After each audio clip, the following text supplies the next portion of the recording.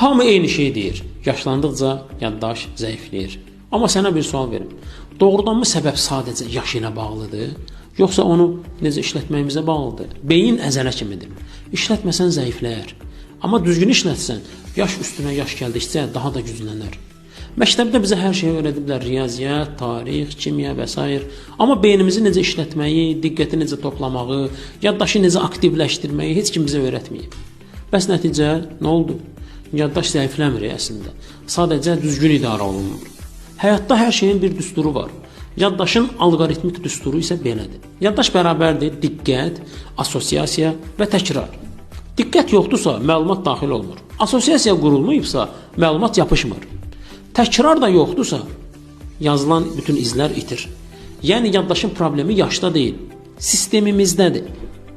Beynin üçün 3 sadə vərdiş formalaşdır. 1. Diqqətini sabitlə, öyrənmə əsnasında diqqət dağıdan bütün şeylər uzaqda olsun. Zehnin burada və indidə olsun. 2. Assosiasiya yarat. Hər bir yeni məlumatı köhnə məlumat ilə bağla. Şəkil, yer, duyğu, səs və s. qat. 3. Sonra isə təkrar elə. 1 saat, 1 gün və 1 həftə sonra qısa təkrarlama et. Unutma, yaş yaddaşın düşməni deyil. Yaddaşın düşməni tənbəllikdir. Düzgün işlədilən beyin yaşlandıqca daha da iti hala gəlir. Çünki hər yeni gün köhnə əlaqələri gücləndirir. Öz beyninlə dost ol.